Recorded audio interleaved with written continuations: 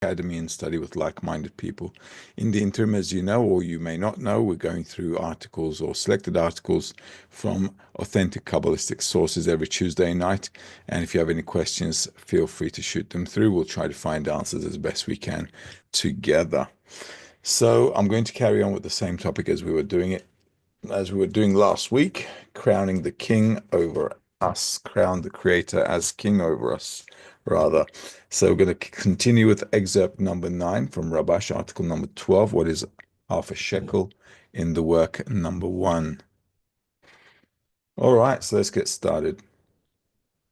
The king's glory is that everyone recognizes the importance of the king, and everyone wants to serve him with their hearts and souls.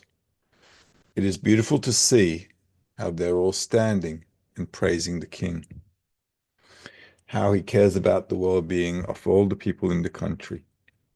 This is the meaning of it is forbidden to come into the king's gate wearing sackcloth, which is a dirty garment.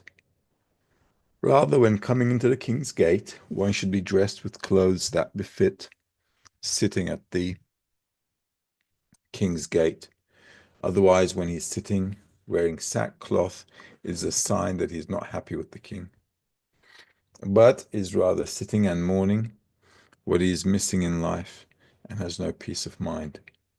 It follows that he sits and mourns, and he is in contempt of the king for the king not having mercy on him and not satisfying his wish. Rightio, let's read it again as usual, and let's try to put some meaning together from this excerpt into our inner work. The king's glory is that everyone recognizes the importance of the king, and everyone wants to serve him with their hearts and souls. So this is a state we need to come to. Okay, the king's glory is what he's talking about. So when we're talking about the king's glory, we're talking about the greatness of the attribute of love of others and bestowal. This is the king's glory. Okay, the king, obviously we're talking about the creator, who is the creator of everything. You can call him God if you like, it doesn't really matter. But at the end of the day, there's a force, a power that created reality. And what we have to discover is his greatness. What's behind this reality? It's beautiful to see how they're all standing and praising the king, how he cares about the well-being of all the people in the country. Now, this is a state where a person has obviously attained the creator. Okay, so if we have equivalence of form, through that equivalence of form, we can feel how the creator is behind everything and how he cares about everything, and he's actually arranging everything in a good and pleasant way. And this is the meaning of it is forbidden to come into the king's gate wearing sackcloth, which is a dirty garment. Right? So basically a person who understands there's a creator and who's come to an equivalence of form, and through that equivalence of form, the person can actually feel the actions of the creator, and that's how he can praise the creator. That's how he can feel the glory of the creator, that the creator treats the whole of reality and everyone included in it, obviously, with good and doing good kind of an attitude. Rather, when coming into the king's gate, one should be dressed with clothes that befit sitting at the king's gate. So coming in through the king's gate is obviously coming into a connection with the creator. Otherwise, when he's sitting wearing sackcloth, it is a sign that he's not happy with the king, but is rather sitting and mourning what he is missing in life and has no peace of mind. So wearing good clothes means that I've turned my desire to receive into something of bestowal. I've made something good out of it. Right? This is what clothing means. How I'm using my desire to receive. If I'm using my desire to receive in order to bestow, I've clothed it with nice clothings. Okay, because I'm bestowing now to the creator. If I am not in a state of bestowal, if I'm in a state where I'm using my desire to receive for myself, then it's a state of being dirty. And that is wearing sackcloth. It's a sign that he's not happy with the king, but is rather sitting and mourning what he's missing in life and has no peace of mind. So this is a person completely immersed in his desire to receive for himself. It follows that he sits and mourns, and he's in contempt of the king for the king not having mercy on him and not satisfying his wish. Okay. So here he's in a state where he's completely not understanding, he doesn't have the slightest idea about how reality works, how the creator relates to reality, completely feeling lack in the desire to receive. Obviously, these are two sides of the same coin, right? So if a person is clothed in bestowal, he's wearing nice clothes, he's happy with the state he is in because he has a connection with the creator. Otherwise, if he's in his desire to receive for himself, he's in a filthy state, and that is obviously a state of lacking all the time. Okay. Any questions, you guys? Let me know. Excerpt number 10. This is also from Rabash, article number 29, Lishma and Lolishma. There's only one way to try to attain the greatness of the Creator. That is, in all that we do in Torah and Mitzvot, we want our reward to be the feeling of the greatness of the Creator. And all our prayers should be to raise the Shekhinah, the divinity, from the dust, since the Creator is hidden from us due to the Tzimtzum that took place, and we cannot appreciate his importance and greatness. Therefore, we pray to the Creator to remove his concealment from us and to raise the glory of the Torah. As we say in the 18th prayer of Rosh Hashanah, the new year, indeed give glory to your people. That is, give the glory of the Lord to your people so they will feel the glory of the King.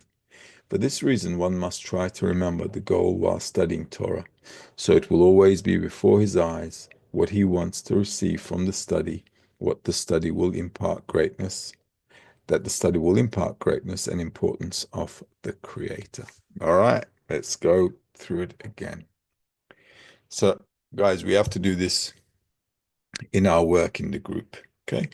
As you can see in the previous article, in the previous excerpt, in this article as well, we're going to go over it again in a minute. But we have to understand that the only way to move forward is by increasing the value of what we're trying to get to. This is why a person must constantly renew the intention. Why am I studying? What do I want to attain? And even when we're studying right now, the most important thing for all of us should be to think about what I want from the study. Why am I studying? Why do I need this study to work on me? Let's read that again. There is only one way to try to attain the greatness of the Creator. That is, in all that we do in Torah and Mitzvot, we want our reward to be the feeling of the greatness of the Creator. All right, so everything, the whole purpose of the study is to feel the greatness of the Creator. So the only purpose is to be connected to the Creator. Why? Because a feeling means a connection, right? So we want to be connected with the Creator. We want our life to be integrated with the Creator rather than in this segregated, separated reality. And that is the only reason we study the wisdom of Kabbalah.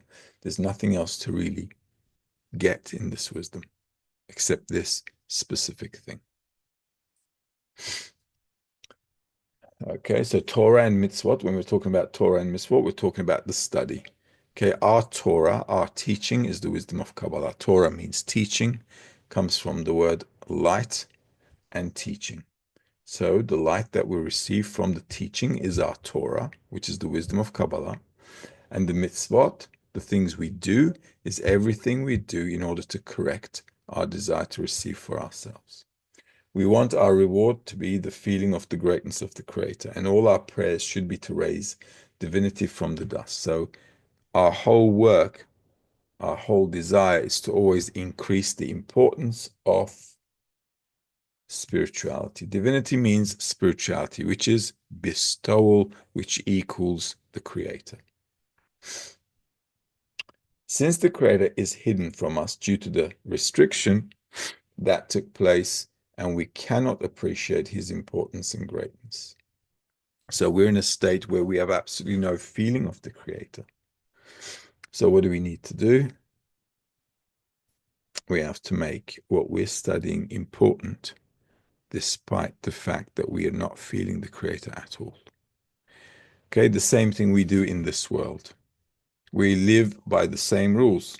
If I want to be, I don't know, an engineer, a doctor, an astronaut, it doesn't matter what, right? I have to make sure it's important for me. Otherwise, I'm not going to make it, right? It's tough competition. Everybody's in there. Everybody wants to do, to get the job. Everybody wants to be the top dog, right? So I have to make it important for me if I'm going to be succeeding in anything in life. So this is really no different. If I want to attain something for me, okay, for me, it has to be important for me. Forget everybody else out there. They can live their own lives. We don't care. Okay. But if I want to attain something, for me, it has to be important and I have got to focus on it. Okay. Therefore, we pray to the Creator to remove his concealment from us and to raise the glory of the Torah. So a person must come to a need. We come to such a need in this world as well, don't we? When we feel like we really need to be good at something, we really feel like we need to attain something, any skill, whatever you want. So a person's hard work is always to increase his skill set, his ability. So the same thing here. We want to study and we want to get to a place where we feel that we're elevated into another reality. For us, it has to be a need. A person also, anyone who wants to succeed in life, they have to have a need for success. They have to be hungry. No hunger, no fulfillment. So it's the same thing. The only difference is because we have no example of spirituality, we don't know how to, in any way, relate ourselves to the end result. Okay, that's the only problem we're having here. Other than that, it's the same world. You know, root and branch. It's not gonna change. So that's the only problem.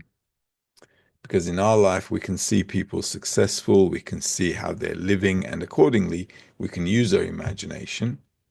And according to that imagination, we can say, well, plus or minus, this is how my life should be.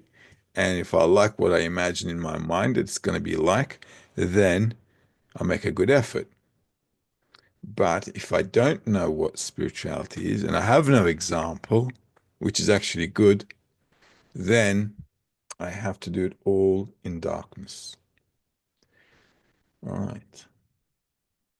So what do we need to do? Indeed, give glory to your people. Give glory to your people means that the person wants the Creator to raise him, just like children seek help from us to raise them. That is, give the glory of the Lord to your people so they will feel the glory of the King.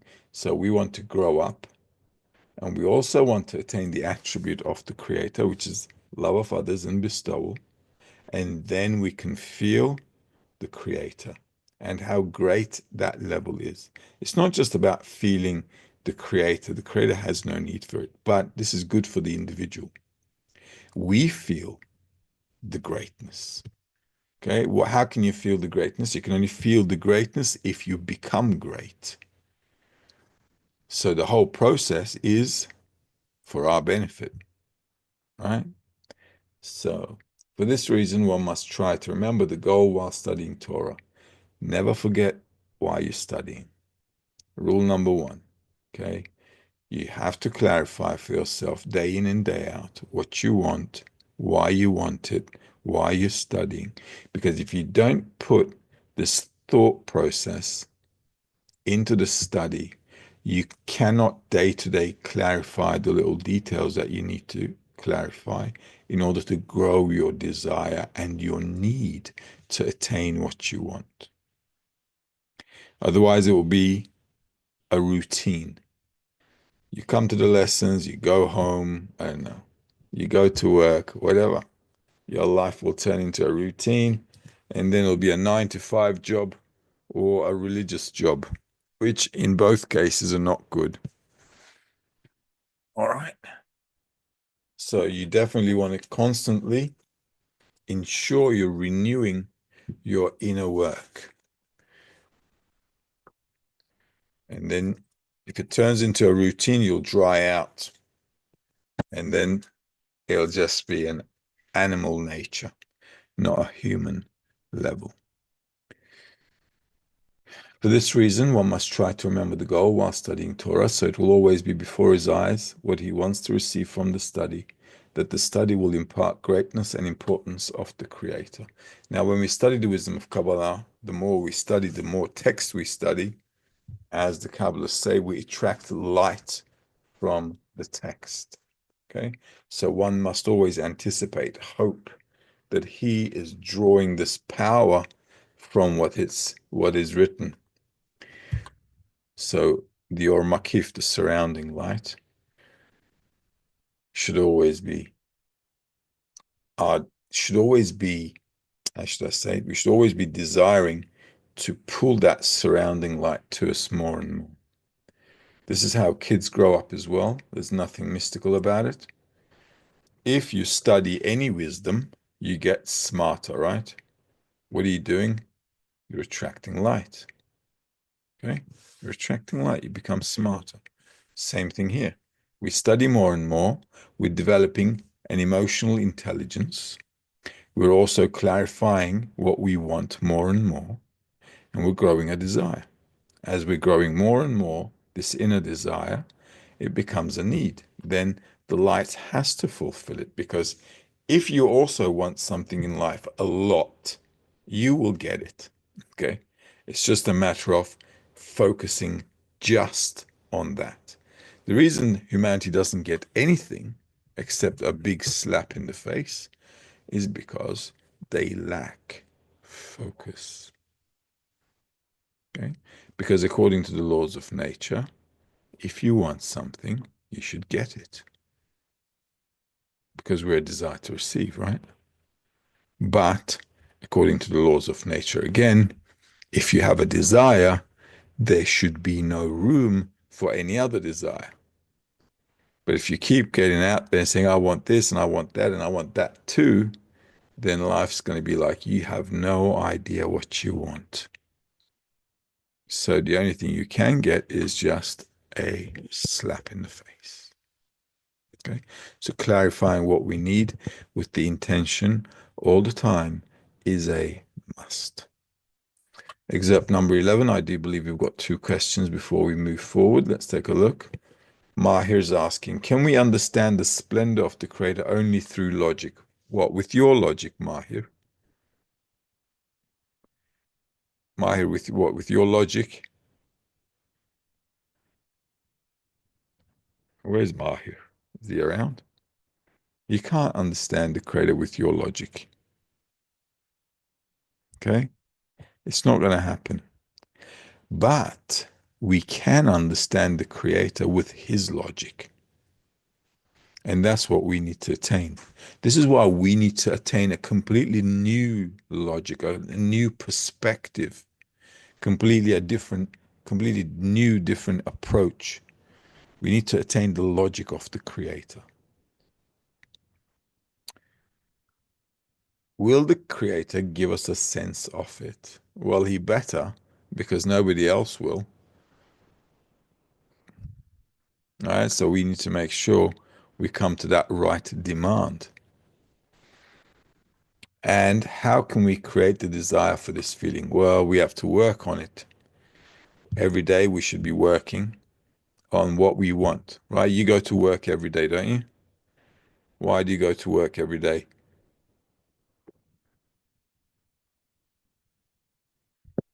Take care of the kids.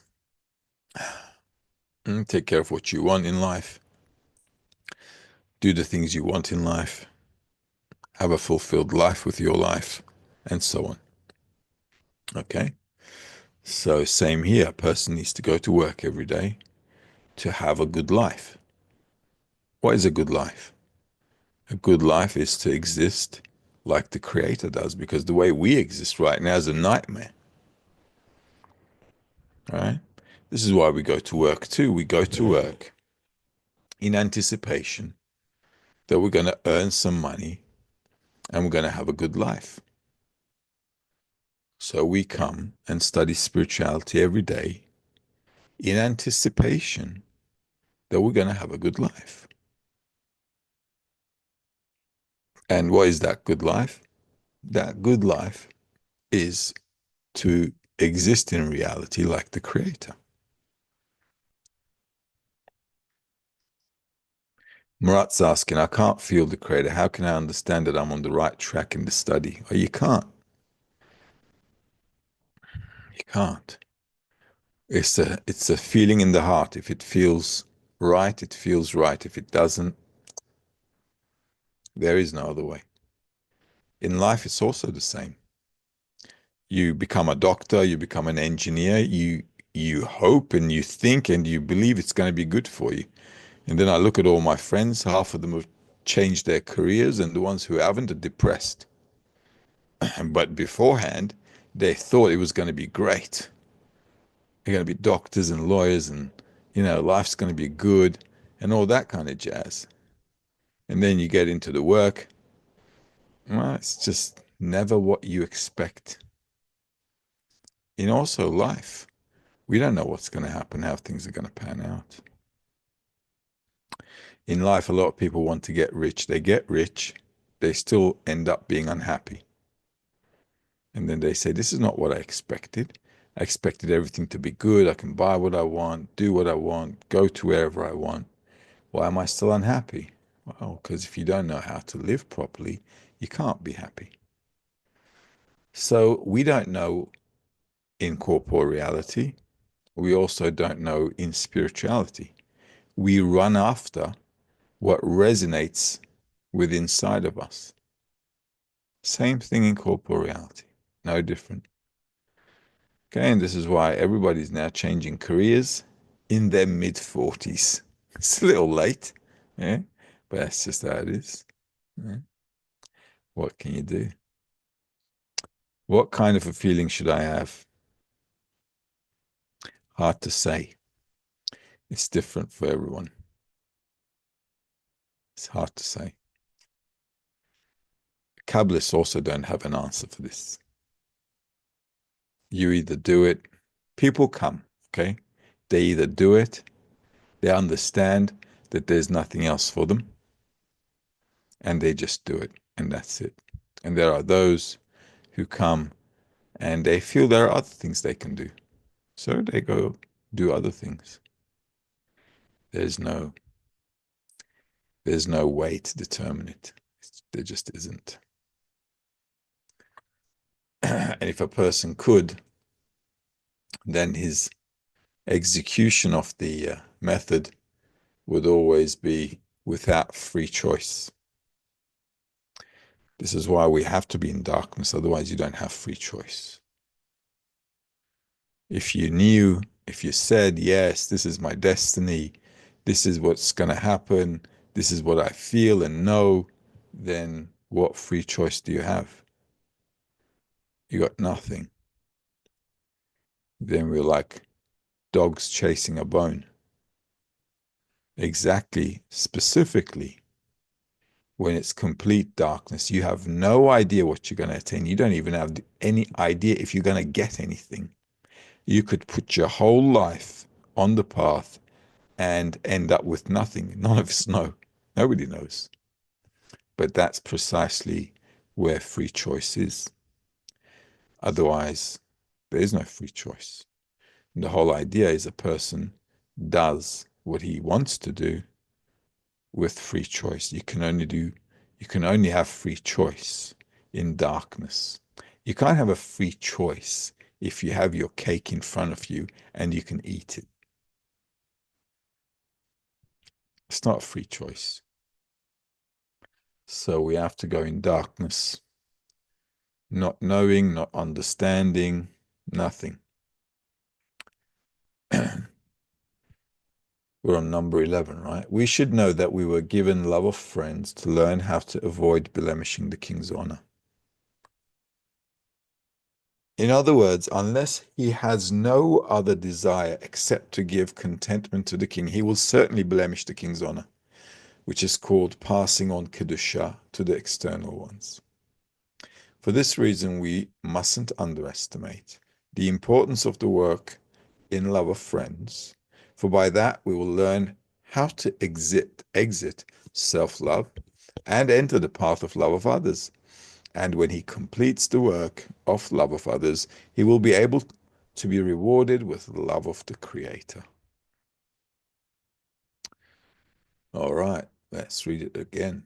We should know that we were given love of friends to learn how to avoid blemishing the king's honor. In other words, unless he has no other desire except to give contentment to the king, he will certainly blemish the king's honor, which is called passing on sanctity or holiness to the external ones. All right.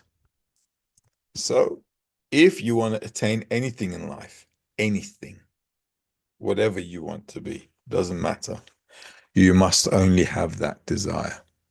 One life, one choice, one chance. Right? You can't be 10,000 stuff. You can't be 10 things at the same time. You can't even be two things at the same time. So, a person, if he wants to be good at something, he's got to choose one thing. And that means in our business that the only thing we want is to be able to bestow to the Creator. So why are we engaging in the love of friends? Because if you don't know how to give contentment to a person right in front of your face, you will never know how to give contentment to the Creator. Because giving contentment to the Creator means my nature is loving others and bestowing to others. Therefore, if my nature is now love of others and bestowal to others, what difference does it make who's in front of me? Because I've changed. Who's supposed to change? Me or the Creator? I'm supposed to change, right? So if I change, it doesn't matter who's in front of me, whether it's any person on the planet or the Creator, because if I changed, my relationship to everyone should be in love and bestowal.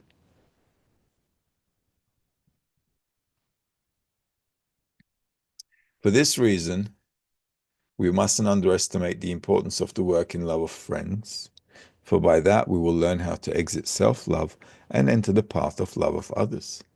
So in order for us to connect with the Creator, we need to connect with others. It's the same thing. Okay? Connecting with somebody else in a proper way is no different than connecting with somebody else in a proper way. If it's the correct way, I should be connecting with everybody in a correct way. So if I connect with the friends correctly, I should be able to connect with the Creator correctly. And when he completes the work of love of friends, he will be able to be rewarded with love of the Creator. Just like I said, if my attribute is now love, then it doesn't matter who's in front of me, and it shouldn't. If a person says, I love this person, but don't love that other person, he doesn't love neither of them. It's not possible. All right? That's completely from the desire to receive for oneself. And if I say I love the Creator, but I don't like this guy, the person doesn't like the Creator either. That's just a big fat lie. Okay, because loving anybody means that I am in an attribute of love towards everyone. And if I discriminate, that is not love. That's discrimination. Okay.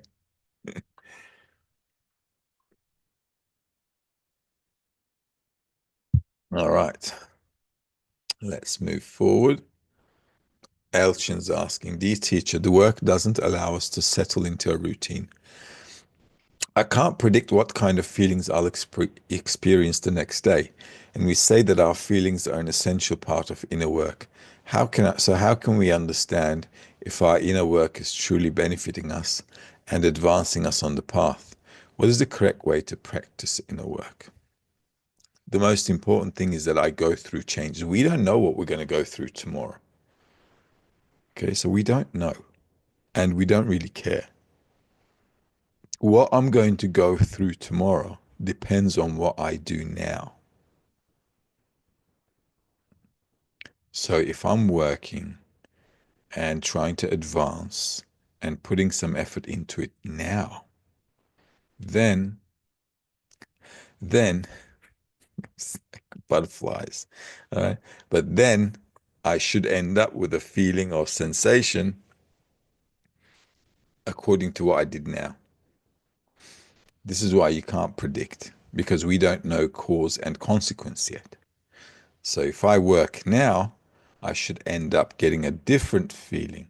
It doesn't matter whether it's good or bad, by the way. Okay, tomorrow. Then when I get that feeling tomorrow, then I have work to do tomorrow with this new feeling, don't I? Okay, so everything I need to do tomorrow depends on what I'm doing on today. It depends on what I'm doing today. So how are you going to do inner work? Whenever I feel something new, any change in me, positive, negative, doesn't really matter. I need to relate it to what I need to correct. I need to relate it to how I'm going to use this towards the end goal. This is why we have to clarify why we're studying every day.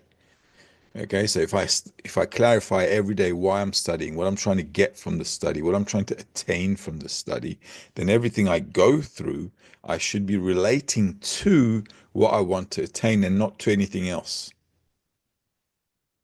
Then I can kind of like focus everything. I can gather everything, focus into one goal, right? And the reason humanity is in all kinds of messed up psychology and don't know what to do with their lives is because they're all over the place. I have no idea how to relate everything towards the purpose of life, towards where life is pushing all of us consciously, purposely, and deliberately. And because we're not aware of that, we're all over the place. Thus, henceforth, you have all the problems in the world. So proper inner work is whatever reveals inside of me, how I'm going to use everything that's popping up inside of me in the connection with the friends so that I can overcome any obstacle that is stopping me or obstructing me, let's say, to become closer to the friends. All right? And if I have to overcome any problems, I need to overcome them. That's it. But everybody should understand, we should all know in advance that whatever we get in life is only towards that common purpose. Because if life does have a purpose, it's impossible for anything to happen which is not purposeful.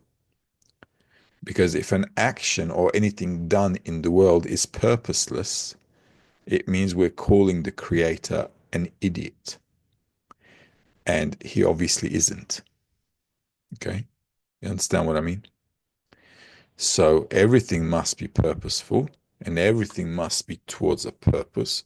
And we cannot say that he's doing anything just out of the blue, randomly, and without a purpose.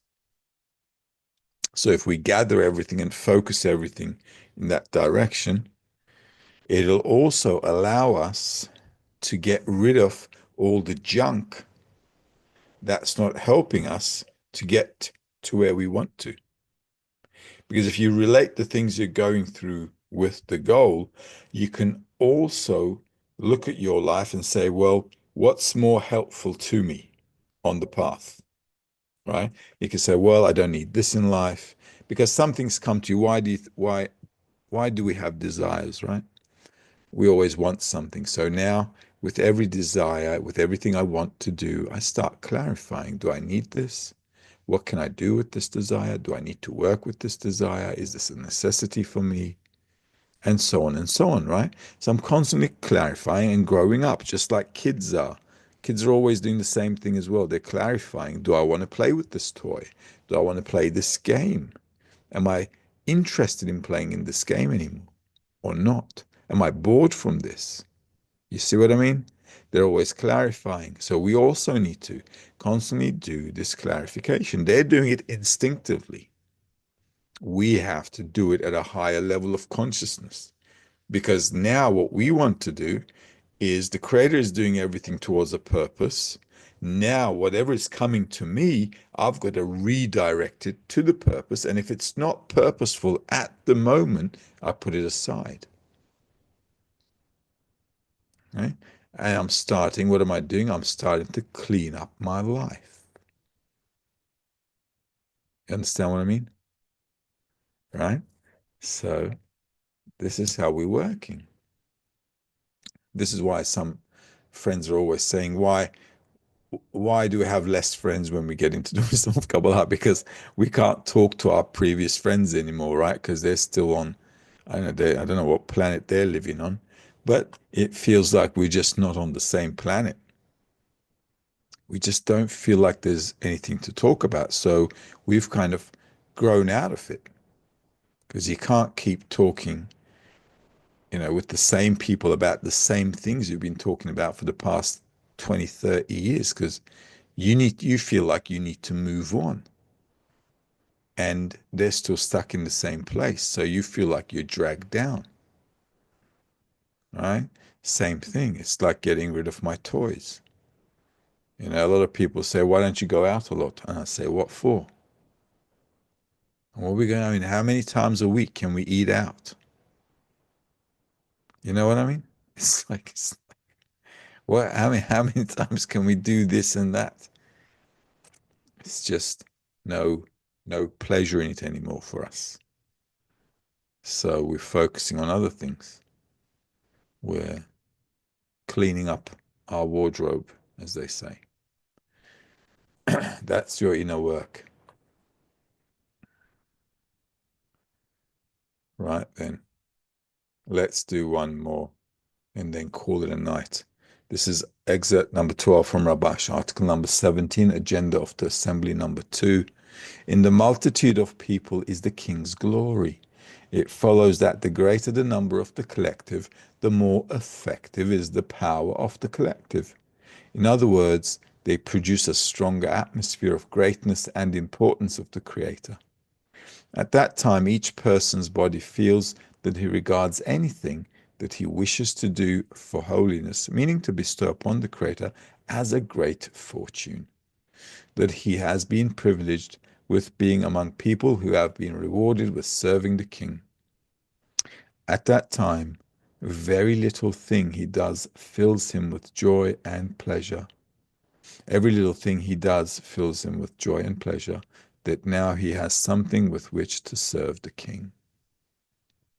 To the extent that the society regards the greatness of the Creator with their thoughts during the assembly, each according to his degree, originates the importance of the Creator in him.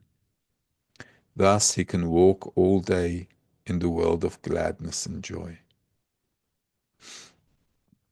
Let's read that again. In the multitude of people is the king's glory. It follows that the greater the number of the collective, the more effectiveness is the power of the collective. So for us in the wisdom of Kabbalah, there's never hundreds and thousands of people. It's just not going to really pan out. It's just not how reality works. Okay. So for us, the collective is the power of our inner force, the power of our desire. Okay. This is why we're always a small group. If you think about it, look, there's 8 billion people on the planet, right? So how many people are really chasing the meaning of their life and working on it every day for hours? I know a lot, okay? Not a lot, except the guys in my group, like or in B'nai Baruch or the World Kli. I don't know anyone who's working all this time to change themselves so they can reach a higher state of consciousness and connect with the Creator and so on. So that just doesn't, it's just not there. Right? So the majority of humanity is still living in their corporeal desires. So for us, the collective is the 10, it's the group. Okay, it's the world Kli. That's our environment. But for us, that's a big group at the end of the day, right? Okay, so even for a few thousand of us, for us, a few thousand is like, wow. Okay, so that's very good. Also, what we have to obviously increase is the quality of the group, right? The quality of the connection, the quality of the study, the quality of our desire. We have to work on that so we can make it stronger and stronger because that's really the power of the collective. At the end of the day, what is a collective? A collective is more than one, right? So even if we're a few people, but we're serious about our spirituality, and we say to ourselves, listen, we don't really care about anything else. Okay, so you want to be friends with us, you got to be spiritual. Right? No, no, no, no. If no, no. Okay, so that is what can you do, right? So this is the kind of seriousness of the group. But if everybody is like focused on their spirituality, and we understand this is important because life's short and it's not sweet. Okay, life is not short and sweet. If it was short and sweet, maybe we wouldn't care either. Okay, but it can drag out to be quite long and miserable. So, what we want to do is to make sure that as a group, we have this effective, efficient work routine, which is giving us the power of the 10, the power of the group. In other words, they produce a stronger atmosphere of greatness and importance of the Creator. And this is which every 10 should be doing that.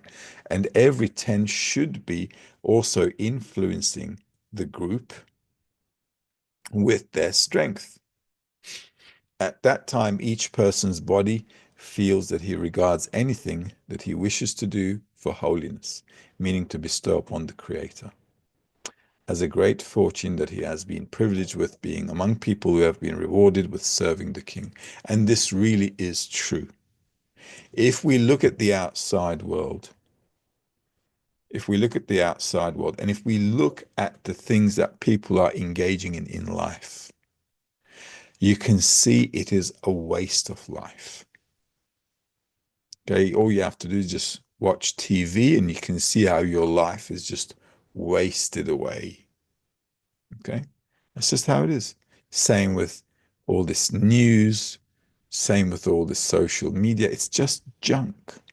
If you look at life, you understand that this is what are people getting out of this except wasting the precious moments of life? And there's nothing else really there. So really, it's a wonder how we kind of wake up from within 8 billion people and have this idea that there's a meaning to our life. While we look at everybody else, and everybody else is thinking, yeah, there's a meaning to life. Let's have fun while we've got some time. Okay.